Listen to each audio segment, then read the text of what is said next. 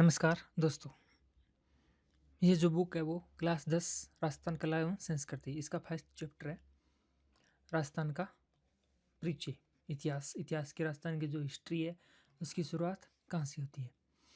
1947 से पूर्व राजस्थान नाम से किसी भौगोलिक इकाई का अस्तित्व नहीं था। ऐसा माना जाता है कि 1800 ईस्वी में सर्वप्रथम जॉर्ज थॉमस ने इस भूभाग के लिए राजपूताना शब्द का प्रयोग किया था। ठीक है। 1829 में इन्होंने ये क्या लिखी थी, बुक लिखी थी, एनालिसिस एंटिक्विटीज ऑफ राजस्थान। ये क्वेश्चन काफ़ी बार पूछा जा चुका है। इसके राइटर कौन थे? James Tod, colonel James Tod थे। इस पुस्तक में राजस्थान किस शब्द का यूज किया गया? राजस्थान का, या राजस्थान रखा गया। स्वतंत्रता के बाद जब इस प्रदेश की विभिन्न रियासतों का एकीकरण हुआ तो 30 मार्च 1949 1949 ईस्वी को सर्वसम्मति से इसका नाम राजस्थान रखा गया। उसके बाद प्राचीन प्राचीन साहित्य अभिलेखों में वर्तमान राजस्थान के विभिन्न क्षेत्रों के भिन्न भिन्न नाम मिलते हैं। कुछ क्षेत्र उनकी भौगोलिक विशेषताओं के आधार पर और कुछ क्षेत्र वहाँ पर बसी जातियों के नामों से जाने जाते हैं। राजस्थान के प्राचीन नामों में से जिनका उल्लेख ऋग्वेद में मिलता है, लिया गया है। ऋग्वेद में आया है जैसे मरु प्रदेश, मरु, धन्नव, जांघल प्रदेश, मत्स्य प्रदेश, सूरसेन आदि। मरु और धन्नव दोनों का अर्थ एक ही है और इसका प्रयोग जोधपुर संभाग के मरुस्थल के लिए किया गया है। जोधपुर से पहले मरु फिर मरुवार कहलाता था और कालांतर में इसे मारवाड़, पहले मरु फिर मरुवार फिर अब मारवाड़ कहलाने लगा। जांगल प्रदेश का शब्द का प्रयोग उस क्षेत्र के लिए किया जाता है जहाँ समी, केर, पिल्लू, बीकानेर और आगरा, नागौर व आसपास के क्षेत्र जांगल प्रदेश कहलाते हैं। कौन कौन से? ये बीकानेर, नागौर और इसके आसपास के क्षेत्र क्या कहलाते हैं? जांगल प्रदेश कहलाते हैं। ठीक है। मत्स्य, जिसका अभिलेख महाभारत में एक राज्य के रूप में मिल हुआ है, वह जयपुर, अलवर, भरतपुर, तीनों डिस्ट्रिक्ट जयपुर, अलवर, भरतपुर को मिला के क्या था? मत्स्य जनपद था, विस्तृत था। इसकी राजधानी विराटनगर थी। भरतपुर के मथुरा क्षेत्र में से सटे हुए धौलपुर और करौली के अधिकांश भाग सूरसेन राज्य में सम्मिलित थे। धौलपुर, करौली, भरतपुर, मथुरा मतलब बहुत बड़ा मत्स्य जनपद क्या था? बहुत बड़ा जनपद था। यह भी एक प्राचीन राज्य था। भारत में इसका उल्लेख मिलता है। ठीक है। महाभारत टाइम से भी ये जनपद था उस टाइम। भौगोलिक विशेषता के आधार पर नामित कुछ अन्य क्षेत्र निम्नलिखित हैं, जिसे माही नदी के पास प्रतापगढ़ भूभाग को कांठल कहा जाता है। कांठल की गंगा किसे कहा जाता है? माही नदी को। ये क्वेश्चन काफी बार पूछा हुआ है। माही नदी को कांठल की गंगा कहा जाता है। प्रतापगढ़ का भूभाग कांठल कहलाता है क्योंकि यह क्षेत्र माही नदी के किनारे या कांठे पर किनारे को क्या कहा जाते हैं? कांठे कहते हैं। माही नदी के किनारे पर बसा हुआ है प्रतापगढ़ और किनारे को क्या कहते हैं? कांठा कहा जाता है। 56 गांवों के समय के होने के कारण प्रतापगढ़ बांसवाड़ा के मध्य भूभाग को 56 का मैदान कहा जाता है। 56 गांव बसे हुए होने के कारण प्रतापगढ़ और इसके आसपास के क्षेत्र को कहा जाता है, 56 के मैदान भी कहा जाता है।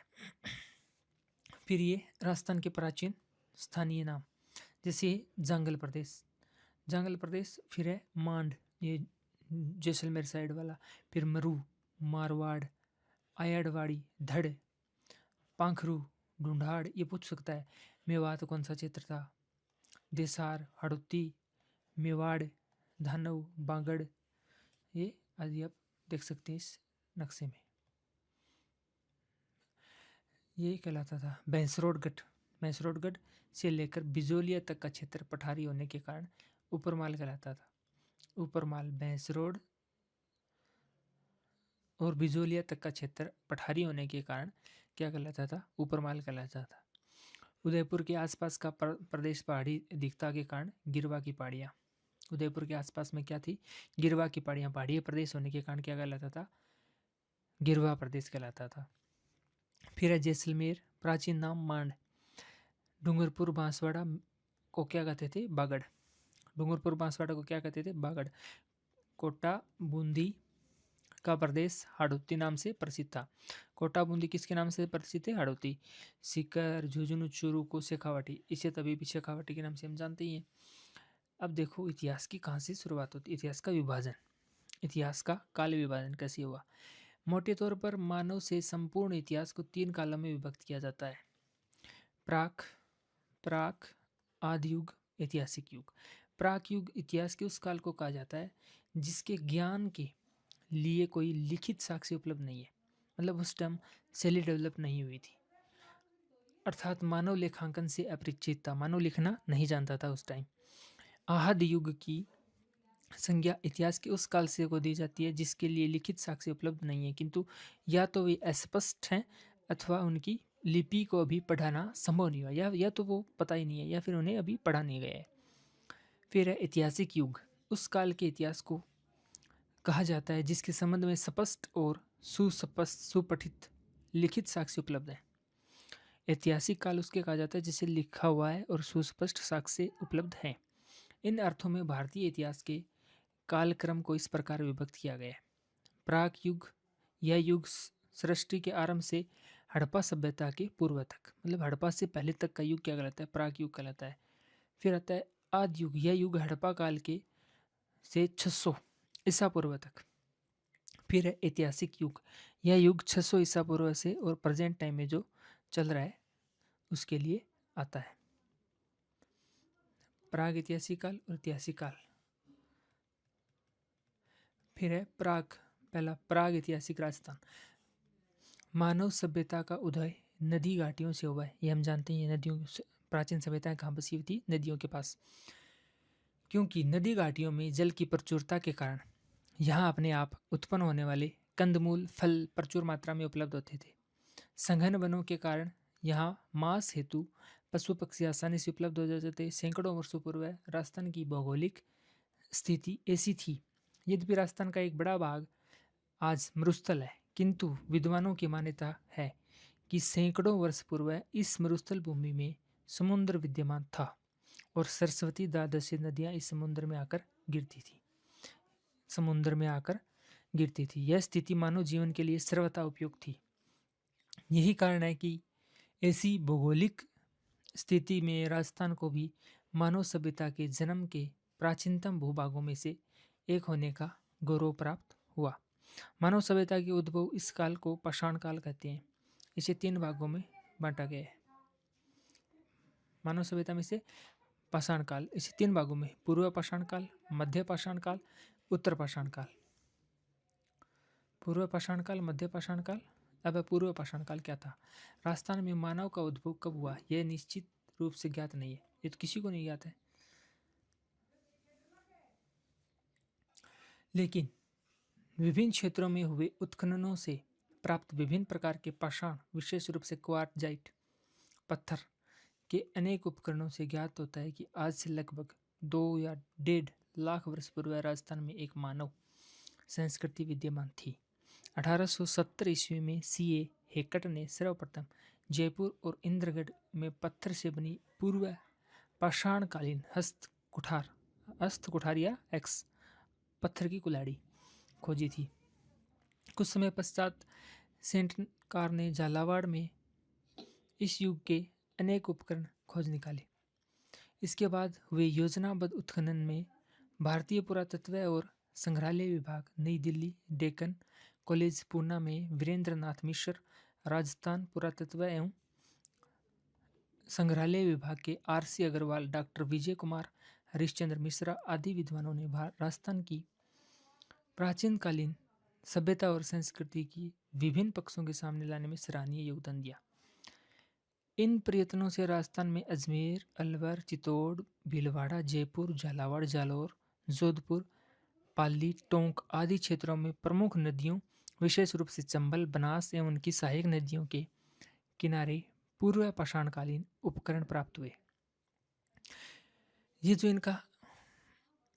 इन्होंने जो हमारे जो पुरातत्ववेत्ता थे उन्होंने खोज की, और जो ये जिले दिए हुए हैं, जैसे राजस्थान के जो जिले हैं जैसे अजमेर, अलवर, चित्तौड़, भीलवाड़ा, जयपुर, झालावाड़, जालोर, जोधपुर, टोंक, पाली। इनके आसपास जो नदियां थी जैसे चंबल, बनास, उनकी सहायक नदियों के किनारे पूर्व पाषाणकालीन उपकरण प्राप्त हुए हैं। जालोर से इस युग के उपकरणों की खोज का श्री आंचल्य को श्रेय बी ओल्चिन को जाता है। स्पष्ट है कि उपयुक्त उपकरण संपूर्ण भूभाग पाषाणकालीन संस्कृति का प्रसार क्षेत्र था। मध्य पाषाण काल, मानव सभ्यता के क्रमिक विकास की कहानी की दूसरी सीढ़ी है ये।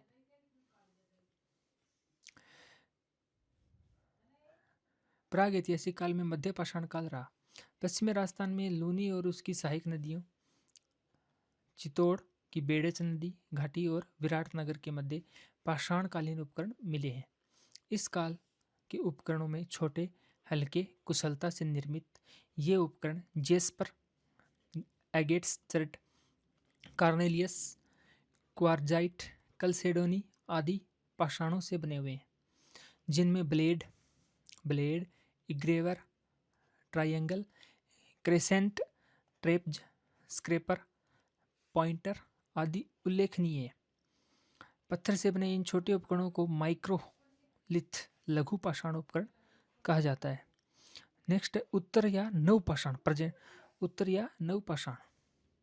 इसमें भारत के अन्य भागों की भांति राजस्थान में उत्तरी पाषाणकालीन सभ्यता का उदय हुआ, जैसे अजमेर, नागौर, सीकर, झुंझुनू, जयपुर, उदयपुर, चित्तौड़गढ़, जोधपुर स्थानों से उत्तर पाषाणकालीन सभ्यता के अनेक उपकरण प्राप्त हुए हैं। फिर आता है राजस्थान में धातु क्रम या धातु कैसे पनपी। ताम्र एवं ताम्रकांसा काल।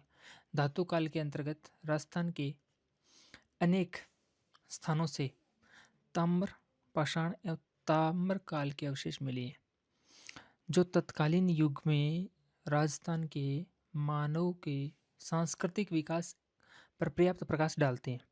राजस्थान की ताम्रकालीन संस्कृति के प्राचीन स्थलों में गणेश्वर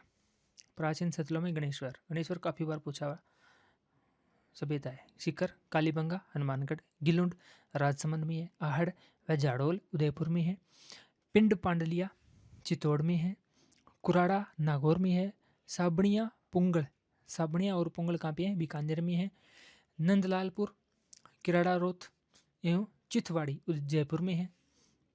एलाना, जालोर, बूढ़ा पुष्कर, अजमेर, कोल, माहौली, सवाई माधोपुर, मलाह, भरतपुर आदि विशेष रूप से उल्लेखनीय हैं।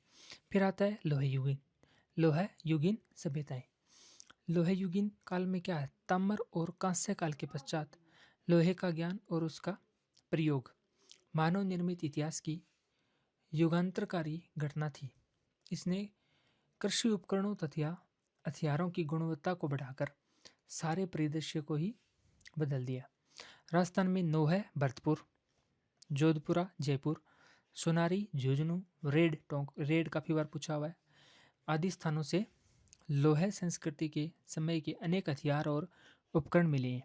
नोह से प्राप्त लोहे के अवशेष भारत में लोह युग के आरंभ होने की सीमा रेखा निर्धारित करते हैं। महत्वपूर्ण स्रोत है जोधपुरा एवं सोनारी से लोहे को गलाने की भट्टियां और अस्त्र शस्त्र एवं उपकरण बनाने के कारखाने के अवशेष मिले हैं। रेड भरतपुर में को लोह सामग्री की प्रचुरता के कारण राजस्थान का टाटानगर किसे कहा जाता है? रेड भरतपुर। काफी बार पूछा हुआ है। लोह काल के पश्चात भारत के अन्य भागों की भांति राजस्थान में भी सल्लेटी रंग की चित्रित मर्दभांड संस्कृति, पेंटेड ग्रे वेयर का उदय हुआ। इस संस्कृति के अवशेष विराटनगर व जोधपुर, जयपुर, नोह आदि स्थानों पर मिलती हैं। इस संस्कृति का उदय लगभग 600 ईसा पूर्व में हुआ था। इसके पश्चात भारतीय इतिहास के साथ राजस्थान के इतिहास का भी ऐतिहासिक युग का आरंभ होता है। ये हम अगले वीडियो में पढ़ेंगे। आज के लिए ये इतना ही। धन्यवाद।